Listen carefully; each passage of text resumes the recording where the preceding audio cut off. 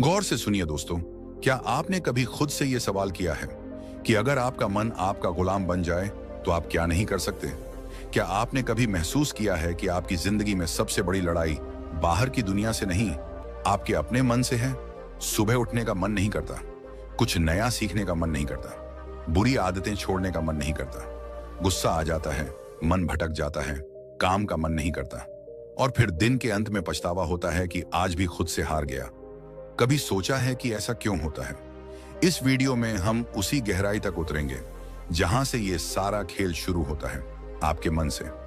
और बात बस समझने की नहीं है, बात है जागने की, सच को देखने की और अपने मन को साधने की। क्योंकि जिसने अपने मन को साध लिया उसने सारा संसार जीत लिया। गौतम बुद्ध ने कहा था, मन ही सब कुछ है, तुम जो सोचते हो वही बन जाते हो। अब जरा सोचिए, अगर आपका मन ही बार बार सोचता है कि मैं कमजोर हूं, मुझे नहीं आता, मेरा ध्यान नहीं लगता, तो वो सोच धीरे धीरे आपका सत्य बन जाती है। और यही है मन की सबसे बड़ी चाल।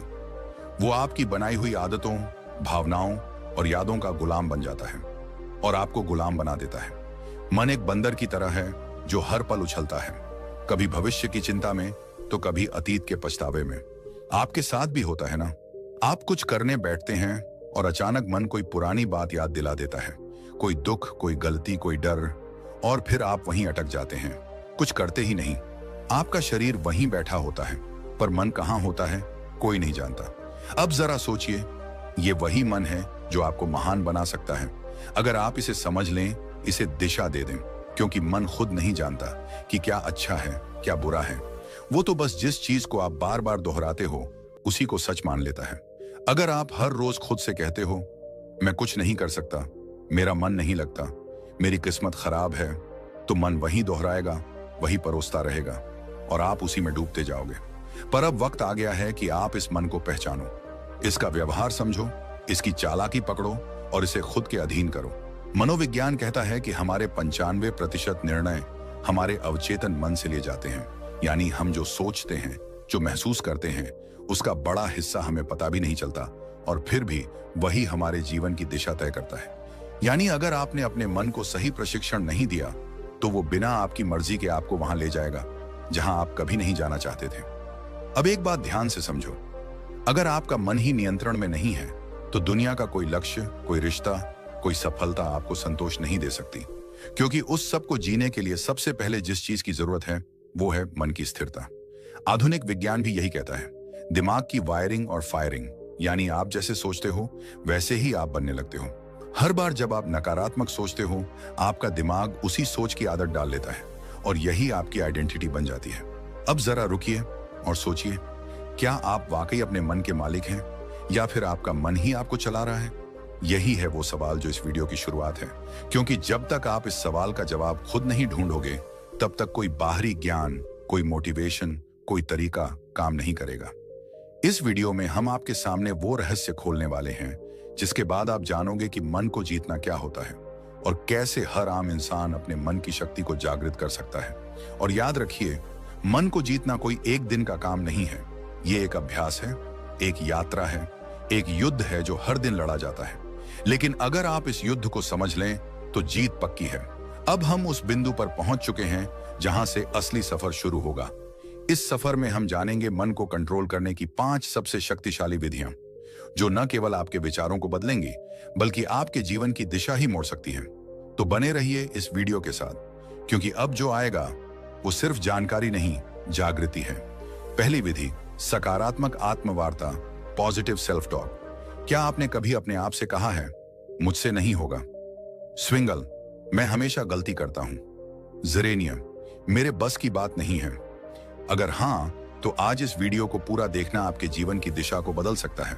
क्योंकि जिस व्यक्ति से आप सबसे ज्यादा बातें करते हैं वो कोई और नहीं, आप खुद हैं। और यही बातचीत आपके भविष्य की दिशा तय करती है। हमारा मन जो सोचता है वही हम बनते हैं। ये बात सिर्फ कोई मोटिवेशनल डायलॉग नहीं है, ये विज्ञान भी कहता है और ब्रह्मज्ञान भी। मन को कंट्रोल करने की पहली शक्तिशाली विधि है सकारात्मक आत्मवार्ता, यानी अपने आप से सकारात्मक बातें करना। ये कोई मामूली आदत नहीं, ये आपकी आत्मा से सीधा संवाद है। जब हम रोज खुद को नकारात्मक बातें कहते हैं, जैसे मैं कमजोर हूं, मेरे साथ ही ऐसा क्यों होता है, मुझे कुछ नहीं आता, तो हमारा अवचेतन मन, सबकॉन्शियस माइंड उन बातों को सच मानने लगता है। फिर वही बातें हमारी आदत बन जाती हैं, हमारी सोच बन जाती है और धीरे धीरे हमारा भविष्य भी वैसा ही बनने लगता है। मनोविज्ञान कहता है कि हमारा अवचेतन मन हर उस बात को रिकॉर्ड करता है जो हम खुद से बार बार कहते हैं।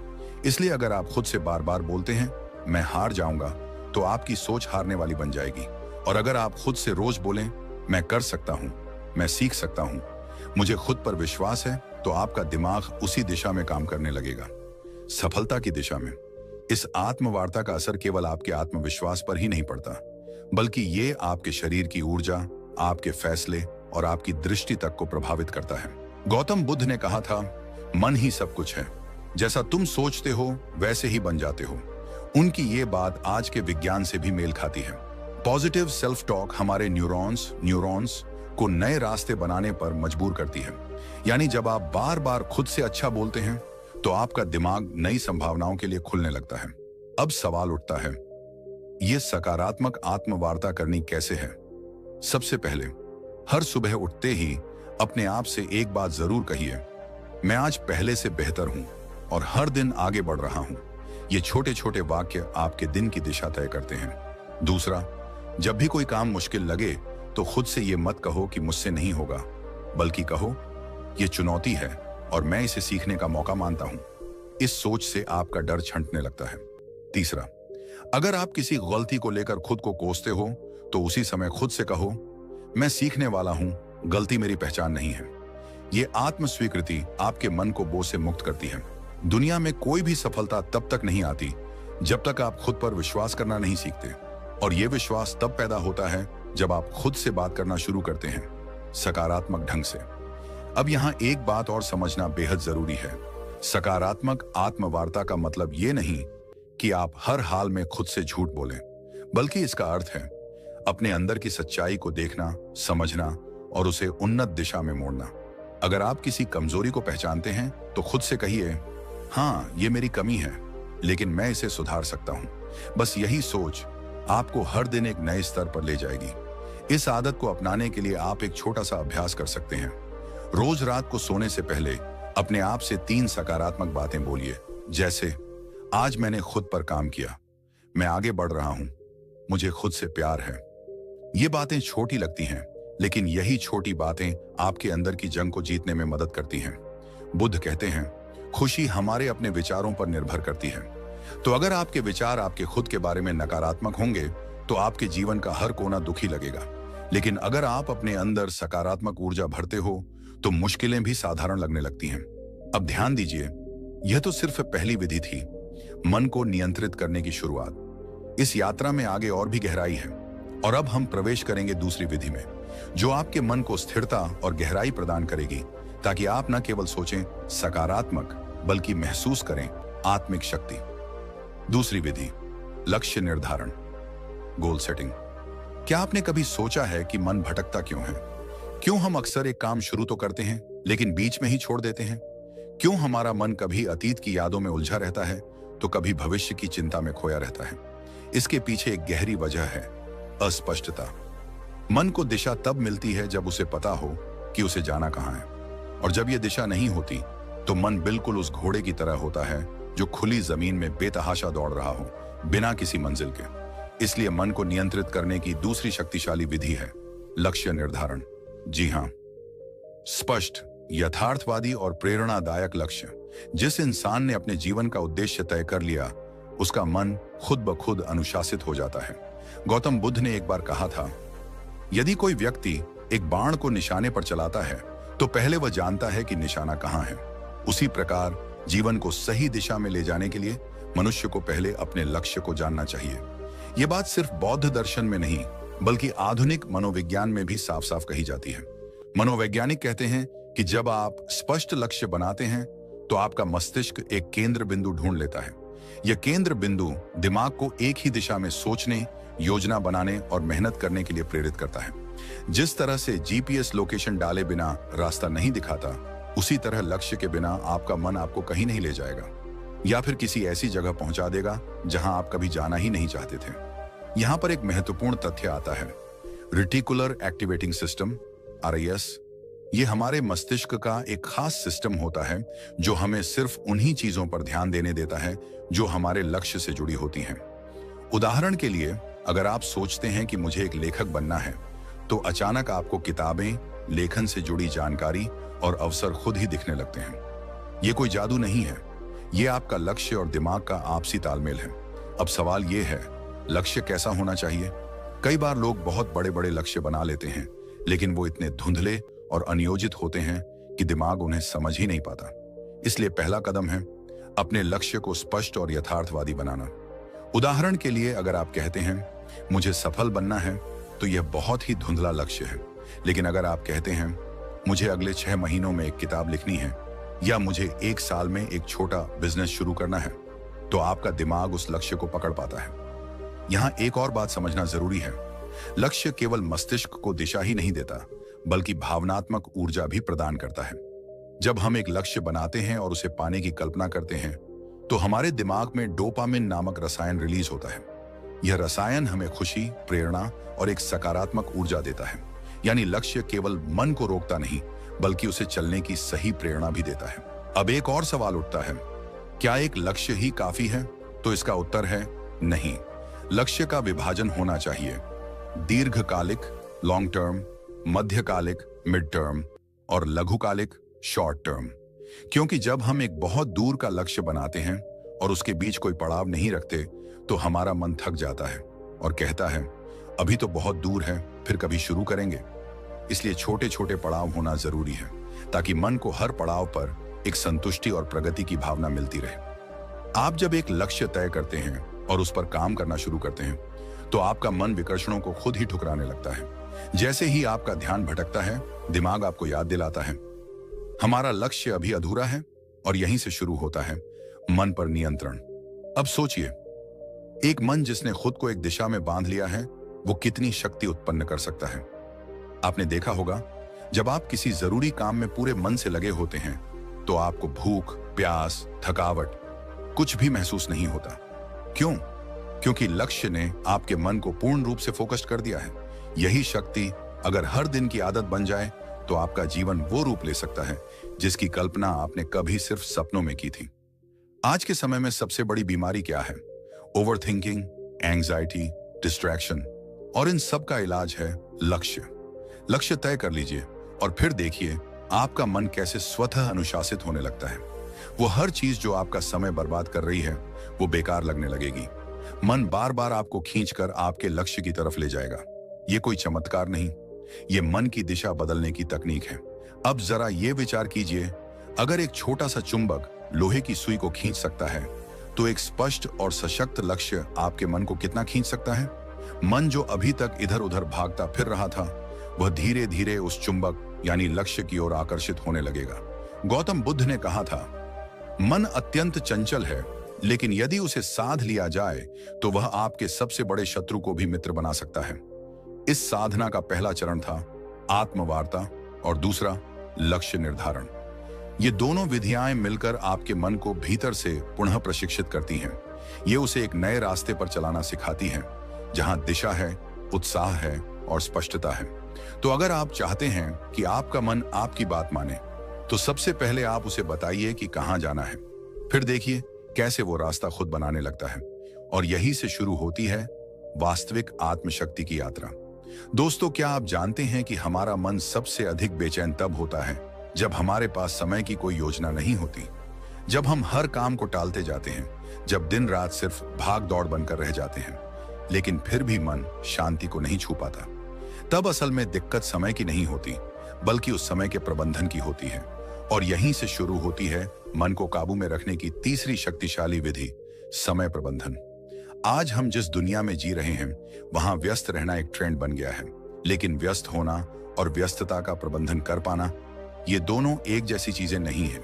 अगर आप दिन भर बहुत कुछ करते रहते हैं, लेकिन अंत में थक कर गिर पड़ते हैं और खुद से ही नाराज रहते हैं, तो यकीन मानिए आप समय को नहीं चला रहे, समय आपको चला रहा है। और जब समय हमें चलाने लगे, तो मन खुद ब खुद बेचैन, चिंतित और थका हुआ महसूस करता है। हमारा मस्तिष्क तब सबसे अच्छा काम करता है जब वह जानता है कि अगला कदम क्या है। मन को दिशा चाहिए, स्पष्टता चाहिए और वह स्पष्टता आती है अच्छे समय प्रबंधन से। जब आप हर काम के लिए एक उचित समय निर्धारित कर देते हैं, जब आप जानते हैं कि किस काम को कब करना है, तो आपका मन खुद ब खुद शांत रहता है, क्योंकि उसे पता है अब कुछ भी अनियंत्रित नहीं है। समय प्रबंधन केवल घड़ी की सुइयों को देखने का नाम नहीं है। यह एक विज्ञान है, एक कला है और साथ ही एक साधना है। अगर आपने इसे साध लिया तो आप केवल अपने दिन को नहीं, अपने जीवन को, अपने भाग्य को और अपने मन को भी साध लेंगे। आधुनिक मनोविज्ञान कहता है कि जब हम अपने दिन की योजना बनाते हैं और उसे फॉलो करते हैं, तो हमारा ब्रेन डोपामिन नामक एक रसायन छोड़ता है जो हमें संतुष्टि और ऊर्जा का एहसास कराता है। यह वही रसायन है जो तब निकलता है जब हम कोई उपलब्धि प्राप्त करते हैं। यानी यदि आप हर सुबह अपनी दिनचर्या तय कर लेते हैं और दिन के अंत में उस पर टिके रहते हैं, तो आपका मस्तिष्क आपको एक सफल व्यक्ति की अनुभूति देता है, जिससे आत्मविश्वास बढ़ता है, चिंता घटती है और मन शांत होता है। अब बात करें ब्रह्म ज्ञान की, तो हमारे प्राचीन ग्रंथों में भी समय को सबसे बड़ा गुरु माना गया है। वेदों में कहा गया है, कालो ही परमम बलम, अर्थात समय ही सबसे बड़ी शक्ति है। जो इस शक्ति के साथ चलना सीख लेता है, उसके लिए कोई भी लक्ष्य असंभव नहीं रह जाता। गौतम बुद्ध भी समय के महत्व को भली भांति समझते थे। उन्होंने एक जगह कहा था, जो व्यक्ति एक क्षण को भी व्यर्थ नहीं जाने देता, वह जीवन को पूर्णता के साथ जीता है। बुद्ध के अनुसार जीवन की सच्ची शांति तभी संभव है जब हम हर क्षण में जागरूक रहें, हर पल का उपयोग करें। उन्होंने एक और अद्भुत बात कही थी, भविष्य की चिंता मत करो, भूतकाल के पछतावे में मत रहो, वर्तमान क्षण में जियो, क्योंकि यहीं पर जीवन है। समय प्रबंधन हमें वर्तमान में केंद्रित रहने की कला सिखाता है। जब हम अपने कार्यों को समयबद्ध करते हैं, तो हम अपने मन को अनावश्यक विचारों और चिंता से बचाते हैं। इससे मन न तो अतीत की गलियों में भटकता है, न भविष्य की अनिश्चितता में उलझता है। वह ठहरता है, जागता है और नियंत्रण में आता है।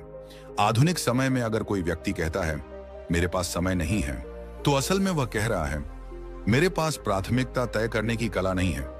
क्योंकि सच ये है कि हम सबके पास एक ही दिन के 24 घंटे हैं। अंतर केवल इस बात में है कि कोई उन्हें कैसे उपयोग करता है। कोई उस समय से अपने सपनों का महल बना लेता है, तो कोई उसी समय को टालमटोल और आलस्य में गंवा देता है। एक और मनोवैज्ञानिक शोध ये बताता है कि जब कोई व्यक्ति अपने कामों को प्रॉपर टाइम फ्रेम में बांट देता है, तो उसकी निर्णय लेने की शक्ति और आत्मनियंत्रण सेल्फ कंट्रोल में 35% तक की वृद्धि देखी जाती है। यानी समय की सही योजना न केवल काम में सहायता करती है, बल्कि मनोबल और मानसिक स्थिरता को भी बढ़ाती है। अब सोचिए, अगर हर सुबह उठकर आप केवल इतना जान लें कि आज का दिन आपके हाथ में है और आपको इसे इस प्रकार जीना है कि शाम तक आपका मन थक कर नहीं, बल्कि तृप्त होकर सोए, तो कितना बदल जाएगा आपका जीवन। आप स्वयं अनुभव करेंगे कि मन अब उतना बेकाबू नहीं है, विचारों का शोर कम हो रहा है और एक गहरी स्पष्टता जन्म ले रही है। समय का सही प्रबंधन एक तरह से अपने आप से किया गया सबसे सुंदर वादा है कि मैं अपने जीवन को अनमोल मानता हूं और इसे यूं ही व्यर्थ नहीं जाने दूंगा। और जब यह भाव मन में दृढ़ हो जाता है, तब मन भी उसी अनुरूप काम करता है, वह आपके नियंत्रण में आने लगता है। तो यदि आप अपने मन को नियंत्रित करना चाहते हैं, शांत और स्थिर बनाना चाहते हैं, तो अपनी दिनचर्या को पुनः रचिए, हर घंटे का हिसाब रखिए और सबसे जरूरी, हर पल को पूरी जागरूकता और गहराई से जीने की आदत डालिए। जब मन देखेगा कि आप समय का सम्मान कर रहे हैं, तो वह भी आपको सम्मान देगा। दोस्तों, क्या आप जानते हैं, हम सबके भीतर एक ऐसी शक्ति है जो अगर जाग जाए तो न कोई डर टिक सकता है, न कोई चिंता, न कोई भ्रम। लेकिन अफसोस की बात यह है कि आज की भाग दौड़ भरी जिंदगी में हम उस शक्ति से बिल्कुल कट चुके हैं। मन एक भटकती हुई हवा बन गया है, कभी अतीत के पछतावे में उलझा हुआ, तो कभी भविष्य की चिंता में डूबा हुआ। और यही सबसे बड़ा कारण है मानसिक अशांति का, नींद ना आने का, अकेलेपन का और आत्मविश्वास की कमी का। आज हम बात करने जा रहे हैं ध्यान की, यानी मेडिटेशन की। ये सिर्फ कोई साधना नहीं, ये कोई ट्रेंड नहीं, ये कोई वेस्टर्न तकनीक नहीं, बल्कि ये हमारी ही आत्मा का द्वार है, जिससे होकर हम अपने भीतर के सच्चे स्वरूप तक पहुंच सकते हैं। हर दिन कुछ ही मिनट का ध्यान आपके पूरे जीवन की दिशा बदल सकता है। और यह कोई अतिशयोक्ति नहीं है, यह विज्ञान भी मान चुका है और ब्रह्म ज्ञान भी बार बार इसी बात की पुष्टि करता है। जब आप ध्यान करते हैं, तो सबसे पहले जो होता है वो यह कि आपका मन स्थिर होता है। वह मन जो अभी तक बंदर की तरह इधर उधर कूद रहा था, वह शांत हो जाता है। और जब मन शांत होता है, तभी तो आप अपने विचारों को स्पष्ट देख सकते हैं। ये क्लैरिटी ऑफ थॉट्स ही आपकी हर समस्या का हल है, क्योंकि समस्या से ज्यादा परेशान करने वाला तो भ्रम होता है, और भ्रम तब टूटता है जब विचारों में स्पष्टता आती है। आज मनोवैज्ञानिक भी कहते हैं कि जब कोई व्यक्ति रोज 10 से 15 मिनट ध्यान करता है तो उसका एमिगडाला, जो हमारे मस्तिष्क का वह हिस्सा है जो डर और चिंता को नियंत्रित करता है, वो छोटा होने लगता है, और इससे व्यक्ति का इमोशनल रिस्पॉन्स सुधरने लगता है। मतलब यह कि जो बात पहले आपको बहुत जल्दी गुस्सा दिला देती थी, वही बात अब शायद आपको हंसी में टालने की शक्ति दे दे। जो पहले आपकी नींद छीन लेती थी, वही अब आपको गहरी नींद में डुबा दे।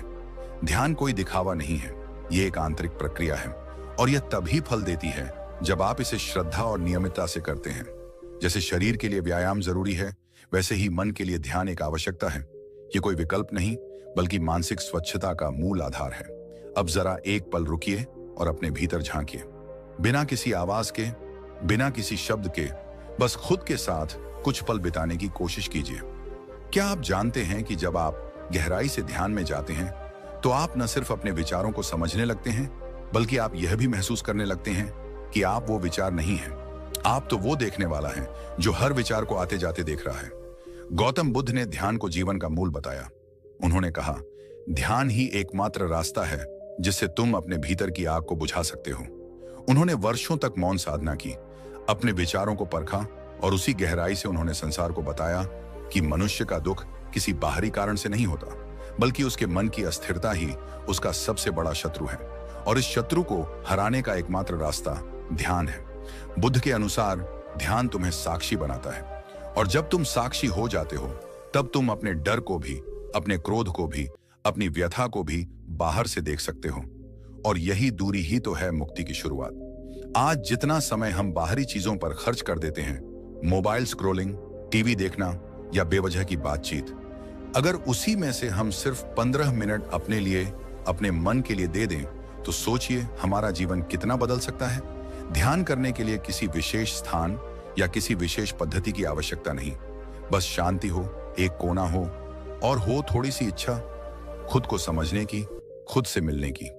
आप चाहे तो आंखें बंद करें, अपनी सांसों पर ध्यान दें, चाहे तो ओम का उच्चारण करें, चाहे तो सिर्फ मौन रहें। तरीका कोई भी हो सकता है, लेकिन परिणाम हमेशा एक ही मिलेगा, शांति, गहराई और भीतर की शक्ति। ध्यान हमें सिखाता है कि शांति बाहर नहीं, भीतर है। ध्यान हमें सिखाता है कि समाधान कोई और नहीं देगा, हमें खुद ही खोजना होगा। ध्यान हमें सिखाता है कि जब तक तुम अपने मन पर नियंत्रण नहीं करते, तब तक कोई भी चीज तुम्हें पूरी तरह संतुष्टि नहीं दे सकती, न दौलत, न रिश्ते, न सफलता। और अंत में एक बात जो सबसे जरूरी है, ध्यान कोई एक बार का प्रयोग नहीं है, यह एक निरंतर यात्रा है। जैसे जैसे आप इस यात्रा में आगे बढ़ेंगे, वैसे वैसे आप खुद को उस रूप में जानने लगेंगे जो आप वास्तव में हैं। आप पाएंगे कि आप सिर्फ एक शरीर नहीं, एक नाम नहीं, एक पहचान नहीं, बल्कि आप शुद्ध चेतना हैं, शुद्ध शक्ति हैं। और जब यह बोध हो जाता है, तब मन पर नियंत्रण कोई कठिन कार्य नहीं लगता। तब चिंता मिट जाती है, तब डर भाग जाता है, तब भीतर से आवाज आती है, अब तुम मुक्त हैं। और ठीक यहीं से हमारी अगली विधि की शुरुआत होती है, जो इस शुद्ध चेतना को और अधिक गहराई से पहचानने की ओर हमें ले जाएगी। जब जीवन की आपाधापी हमें थका देती है, जब विचारों का शोर इतना बढ़ जाता है कि अपने ही मन की आवाज सुनना मुश्किल हो जाता है, तब हम अक्सर मानसिक शांति की तलाश में भटकते हैं। हर कोई यही सोचता है, कैसे अपने मन को काबू में लाया जाए, कैसे इस बेचैनी से बाहर निकला जाए, कैसे अपने जीवन को फिर से संतुलित किया जाए। आज हम बात कर रहे हैं उसी खोज के अंतिम पड़ाव की, मन को कंट्रोल करने की 5 शक्तिशाली विधियों में से 5वीं विधि की, जो दिखने में सरल है लेकिन इसके पीछे छुपी है अनंत शक्ति। यह विधि है शारीरिक व्यायाम, यानी रेगुलर फिजिकल एक्सरसाइज। अब आप सोचेंगे कि इसमें ऐसा क्या खास है, क्या वाकई शारीरिक व्यायाम से मन शांत हो सकता है? तो चलिए आज हम इस पर गहराई से बात करते हैं, सिर्फ शब्दों से नहीं, बल्कि विज्ञान, प्राचीन ज्ञान और अनुभव से जुड़े तथ्यों के आधार पर। सबसे पहले यह समझिए कि हमारे मन और शरीर का रिश्ता कितना गहरा है। जब शरीर में कोई बदलाव होता है तो उसका सीधा असर मन पर पड़ता है, और जब मन में कुछ चलता है तो शरीर भी उसका असर झेलता है। इसीलिए अगर आप अपने मन को नियंत्रित करना चाहते हैं तो शरीर को अनदेखा नहीं कर सकते। आधुनिक विज्ञान कहता है कि जब हम व्यायाम करते हैं, चाहे वो तेज चलना हो, योग हो, दौड़ना हो या कोई खेल, तो हमारा मस्तिष्क एंडोर्फिन्स एंडोर्फिन्स नामक रसायन छोड़ता है, जिसे फील गुड हार्मोन्स कहा जाता है। यह वही रसायन है जो हमें सुकून देता है, तनाव को कम करता है और मन को स्थिर करता है। यही कारण है कि जो लोग रोजाना व्यायाम करते हैं वे मानसिक रूप से ज्यादा स्थिर, शांत और सकारात्मक बने रहते हैं। अब अगर हम प्राचीन ब्रह्म ज्ञान की ओर देखें तो वेदों और उपनिषदों में भी कहा गया है, शरीर माध्यम खलु धर्म साधनम, अर्थात यह शरीर ही धर्म पालन का पहला साधन है। जब शरीर स्वस्थ होगा तभी मन भी अनुशासित होगा और जीवन का लक्ष्य प्राप्त कर पाना संभव होगा। गौतम बुद्ध के जीवन में भी इसका विशेष महत्व देखने को मिलता है। बुद्ध ने अपने शिष्यों को केवल ध्यान और उपदेश ही नहीं दिए, बल्कि उन्हें नियमित रूप से चलने, शरीर को सक्रिय रखने और अपने शरीर के साथ अपने मन का भी ध्यान रखने की शिक्षा दी। जीवन में मध्य मार्ग अपनाओ, ये बुद्ध का सबसे बड़ा संदेश था। न तो शरीर को इतना थकाओ कि वह टूट जाए और न ही उसे इतना आराम दो कि वह जड़ हो जाए। संतुलन ही असली साधना है। ध्यान दीजिए, जब आप थके हुए होते हैं, तनाव में होते हैं या क्रोध में होते हैं तो आपका शरीर कैसा हो जाता है? आपकी सांसें तेज चलने लगती हैं, मांसपेशियां कस जाती हैं, नींद उड़ जाती है और पेट में गड़बड़ी होने लगती है। यह सब शरीर के अंदर का संकेत है कि मन ठीक नहीं चल रहा। लेकिन जैसे ही आप व्यायाम करते हैं, श्वास गहरी होती है, शरीर में ऊर्जा दौड़ती है, नींद सुधरती है और मन हल्का लगने लगता है। इसका एक और गहरा पक्ष है जो बहुत कम लोग समझते हैं। जब आप व्यायाम करते हैं तो आप अपने शरीर से जुड़ते हैं। उस क्षण आप वर्तमान में होते हैं, अभी और यही है being in the present moment, जो कि ध्यान का सबसे मूल सिद्धांत है। और जब आप इस तरह से हर दिन अपने शरीर के साथ उपस्थित रहते हैं तो धीरे धीरे आपका मन भी आपके नियंत्रण में आना शुरू करता है। व्यायाम का मतलब सिर्फ जिम जाना या भारी वजन उठाना नहीं है।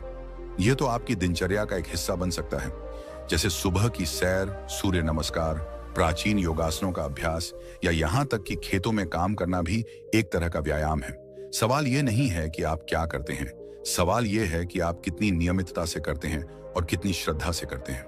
और एक बात हमेशा याद रखें, जब आप अपने शरीर को रोज सुधारते हैं तो आप अनजाने में अपने मन को भी एक नई मन को नियंत्रित करना कोई एक दिन का काम नहीं है।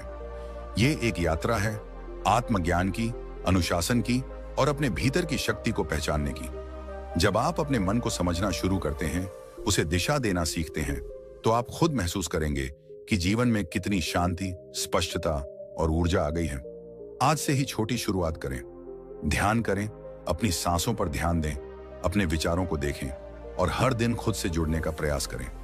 एक दिन, 2 दिन, 1 हफ्ता और धीरे धीरे आप अपने भीतर के उस मौन को महसूस करेंगे जो अब तक बाहर की दुनिया के शोर में खो गया था। और याद रखिए, मन पर विजय ही जीवन की सबसे बड़ी जीत होती है। अगर आपको यह वीडियो पसंद आया हो, अगर आपको इससे कुछ सीखने को मिला हो, अगर इन बातों ने आपके मन को छुआ हो, तो कृपया इस वीडियो को लाइक करें, अपने दोस्तों और परिवार के साथ शेयर करें और हमारे YouTube चैनल को सब्सक्राइब करें। आपका एक एक सब्सक्राइब हमें प्रेरणा देता है कि हम आपके लिए और भी गहरा और भी सार्थक ज्ञान लेकर आए।